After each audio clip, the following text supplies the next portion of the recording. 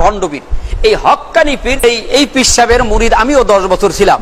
তাদের দাড়ি ঠিক আছে, জুব্বা ঠিক আছে, পাগড়ি ঠিক আছে, কান্না কাটা অনেক কিছু বুজুর্গানা ভাব আছে, কিন্তু তার বইয়ের ভিতরে ভেদে মারেফাতের প্রথম নাম্বার পৃষ্ঠায় সৃষ্টিয়া সাবিরিয়া তরিকা বলতে গিয়ে তিনি বলছেন জাহান্নাম থেকে মানুষদেরকে বাঁচার জন্য, জান্নাত পাওয়ার জন্য 126টি তরিকা আছে, তার মধ্যে সবচেয়ে শর্টকাট তরিকা হলো সৃষ্টিয়া সাবিরিয়া তরিকা। আল্লাহ জান্নাতের পথ কয়টা বলছেন? একটা। আল্লাহ কয়টা বলছেন? ওয়ান হাযা সিরাতি মুস্তাকিমান। আল্লাহ সিরাতে মুস্তাকিম বলছে কয়টা? পাবেন কেমনে? কোরআনে এভাবে কথাগুলো বলছেন, লিতুখরিজান নাসা মিনাজ জুলুমাতি ইলা নূর, সূরা ইব্রাহিম প্রথম নম্বর আয়াত। আল্লাহ কোরআন নাজিল করছেন কেন? লিতুখরিজান নাসা মিনাজ জুলুমাতি ইলা নূর, অন্ধকার সমূহের থেকে মানুষদেরকে আলোর পথে আনার জন্য কোরআন নাজিল করেছেন। দেখেন আল্লাহর ভাষাটা, জুলুমাত, জুলমাতুনের বহু বচন জুলুমাত, আর নূর এক বচন, বহু বচন হলো আনোয়ার। কোরআন শরীফে কোথাও আনোয়ার শব্দ নেই, নূর আছে, এক বচন আছে, অর্থাৎ জান্নাতের পথ যে একটা, নূর দিয়ে একটাই পথ বুঝিয়েছেন, বহু বচন নাই। কিন্তু জুলুমাত দিয়ে, বহু বচন দিয়ে বুঝিয়েছেন গোমরাহির পথ অনেক। তাহলে আল্লাহর দৃষ্টিতে, কোরআনের দৃষ্টিতে, ইসলামের দৃষ্টিতে, নবীর ভাষায়, বিজ্ঞ আলেমদের তাদের বক্তৃতার মাধ্যমে, তাদের আমলের মাধ্যমে, তাদের প্রচারের মাধ্যমে আমরা এতটুকুই জানতে পারছি যে জান্নাতে যাওয়ার রাস্তা কয়টি। আর চরমনায়ের পীর সাহেব বলছে জান্নাতে যাওয়ার রাস্তা কয়টি?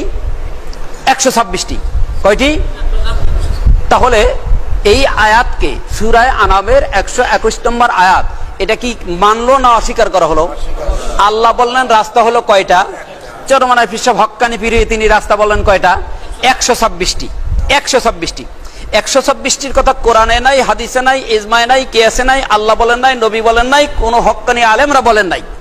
কিন্তু চরমনায়ের পীর সাহেব হক্কানি আলেম দেশের লোকেরা বলেন, তিনি বলছেন 126 তরিকা। আর এই 126 তরিকার মধ্যে সবচেয়ে শর্টকাট তরিকা হইল তার তরিকা।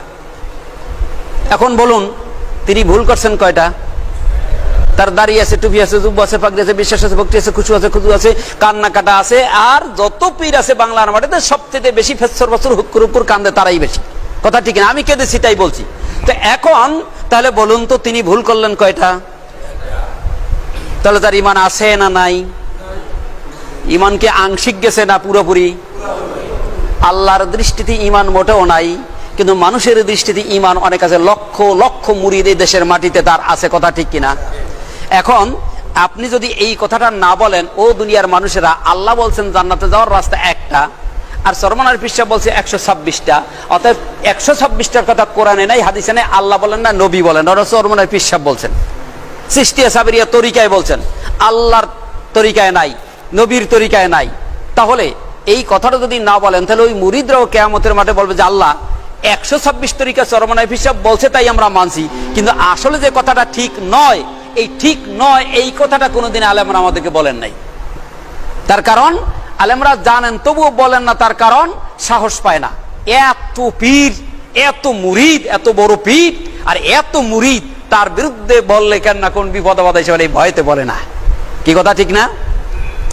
এই জন্য 1 নম্বরে হলো ইমান। জান্নাতে যাওয়ার 4টি স্তরের মধ্যে 1 নম্বরে কি? ইমান। ইমানের 2টি স্তম্ভ। ইমানের মূলনীতি 2টি। কয়টি? ইমানের মূল ভিত্তি কয়টি?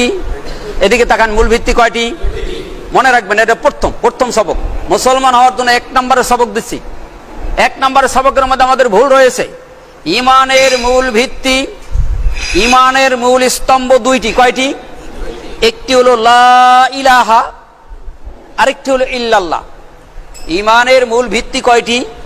একটি হলো লা ইলাহা, আরেকটি হলো ইল্লাল্লাহ।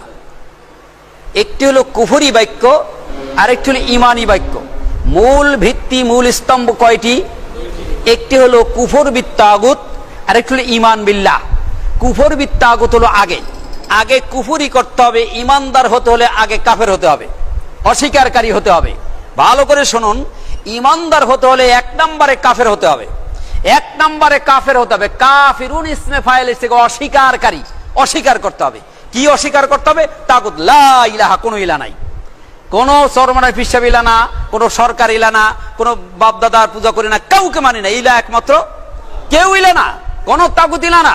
পৃথিবীর বুকে কোন শক্তি আমার ইলা নয়, আমার খাদ্যদাতা, রিজিকদাতা, আমার হায়াতদাতা, মৌতদাতা, ভালো মন্দ সবকিছুর মালিক একমাত্র আল্লাহ। পিশাব ভালো করতে পারে না, খাজা ভালো করতে পারে না, কোনো মাজারে ভালো করতে পারে না, কোনো নেতা ভালো করতে পারে না, কোনো এমপি ভালো করতে পারে না, কোনো মন্ত্রী আমার ভালো করতে পারে না, তাম দুনিয়ার বুকে কেউ আমার কল্যাণ দিতে পারে না। কল্যাণ দেওয়ার মালিক হলো আল্লাহ, কল্যাণ না দেওয়ার মালিক অত ইজ্জু মান তাশা অত জিল্লু মান তাশা।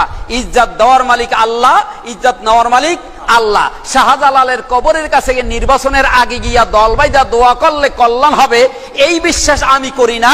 কল্যাণ দেওয়ার মালিক আল্লাহ, কল্যাণ দেওয়ার মালিক আল্লাহ। শাহজালালের কবরের কাছে গিয়া নির্বাচনের জন্য দোয়া করলে নির্বাচনে পাশ করতে পারবো, এই বিশ্বাস যদি কোনো নেতা নেত্রীর মধ্যে থাকে, ওইটা মুসলমান নয়, মুসলমানদের কলঙ্ক ছাড়া কিছু নয়।